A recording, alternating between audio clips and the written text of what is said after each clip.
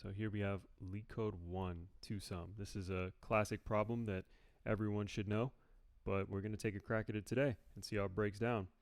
So the problem statement tells us that we're given an array of integers called nums and an integer called target, and we want to return the indices of two numbers such that they add up to target.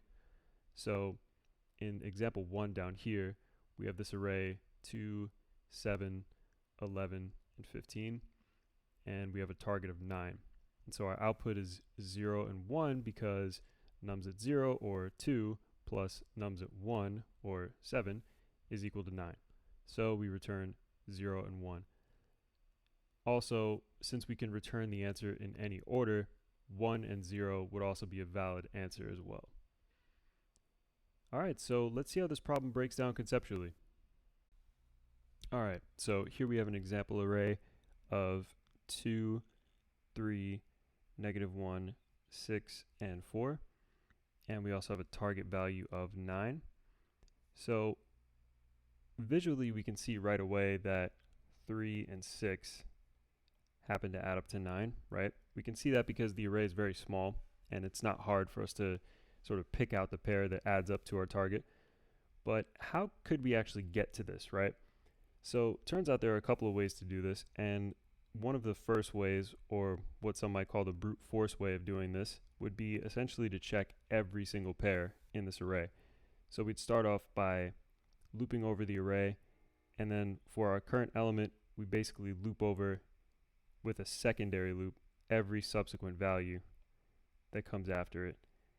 So we essentially get every pair. We'd start with 2 and 3, then 2 and -1, 2 and 6, and we add these all together and sort of compare to see if any of these equal to our target value. In this case, we see that none of them do, so we just move on to the next pair, right? So then we check 2 and 4, and so on, until finally we reach our pair of 3 and 6, right? So this would work. The only issue with this is it's not very efficient. And so if we were to look at the time complexity breakdown of this algorithm, it would end up being O of n squared. And the reason for that is we would have to loop over every single element in the array n times. So for each element that we're at, we have to loop over the array again and again and again. So definitely not the most efficient way to do it. Space, on the other hand, would be constant, which is pretty good. But we can definitely do better for our time complexity.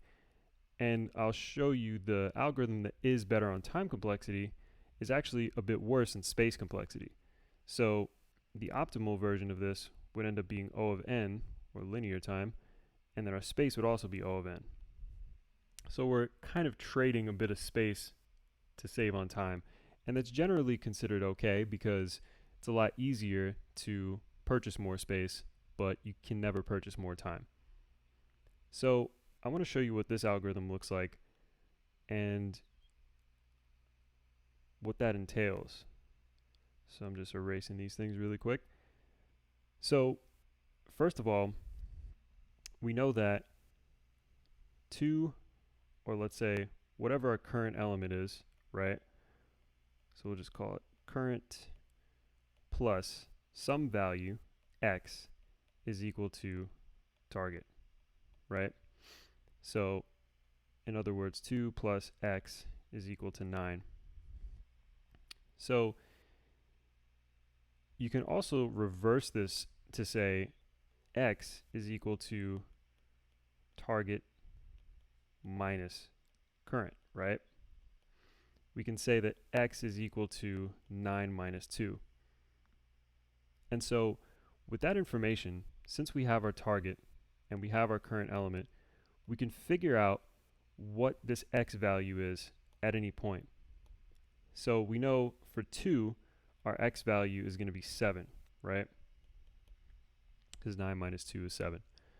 So the way we can use this to our advantage is we can use an external data structure, like a map, to effectively store each value that we come across, and then we calculate the x, and we check to see if that x exists anywhere in our map.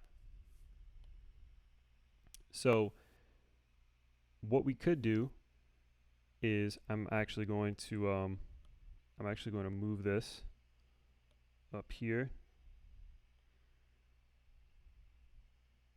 and I'm going to move this up here as well.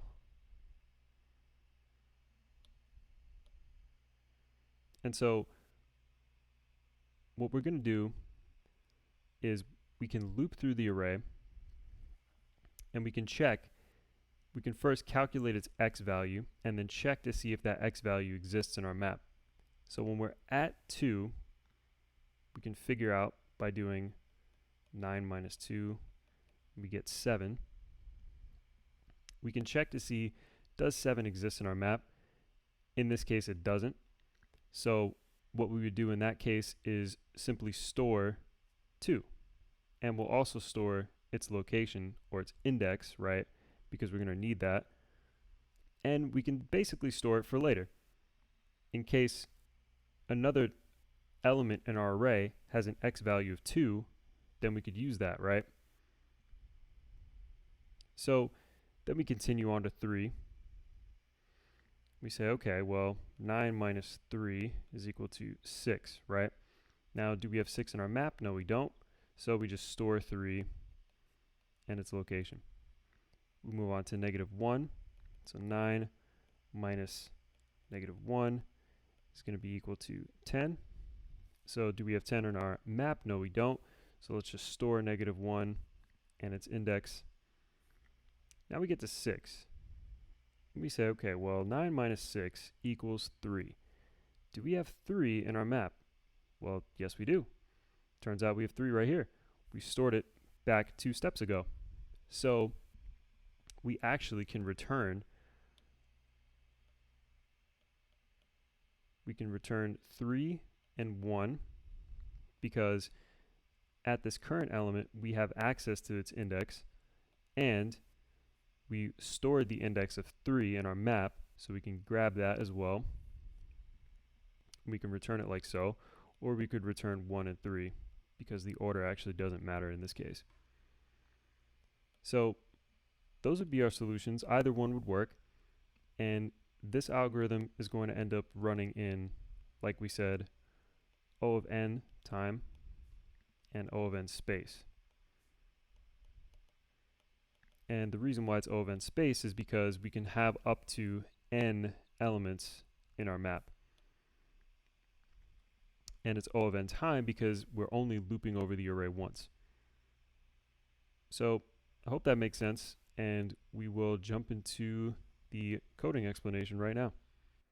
All right, so the first thing we can do is declare our map like so. We'll just call it map. And then secondly, we want to loop through our nums array like we said. So I'm just going to loop through that. And now, like we talked about in the conceptual overview, we want to calculate our x value based on the target minus the current value that we're at. So the way we can do that is I can say my current is equal to nums at I, and my difference, or my x, is equal to target minus current. So now I just want to check and see if this difference is in our map. So the way I do that is I just say if map.has difference, then we can return, right? So we can return I and map.get difference, because if you remember, we actually store in our map the value itself and then its corresponding index, whatever that may be. So in the case that our map does not have the difference, we want to basically do nothing except for storing the current element. So we're just going to say map.set the current value and its location index. And then otherwise, if it does have the difference, we're just going to return that index and the index of the difference. We could return it in the opposite way as well. either one would work. Now, because we know that each input is going to have exactly one solution in every case, we don't actually need to return anything here, but I think it is good practice to just return null explicitly. But in every case on Leetcode, we're going to hit this return statement right here. So let's try and run this. All right, so we passed the smoke test. As you can see, our output was 1 and 0 when they expected 0 and 1, but it doesn't matter because any order is fine. And let's see if it passes the other test cases. All right, and we're good. So yeah, like we discussed, the time complexity for this one is going to be O of n. The space also going to be O of n because we're looping through the array once and we're storing every value in the array inside of our map. All right, so that is 2sum. Hope this was helpful.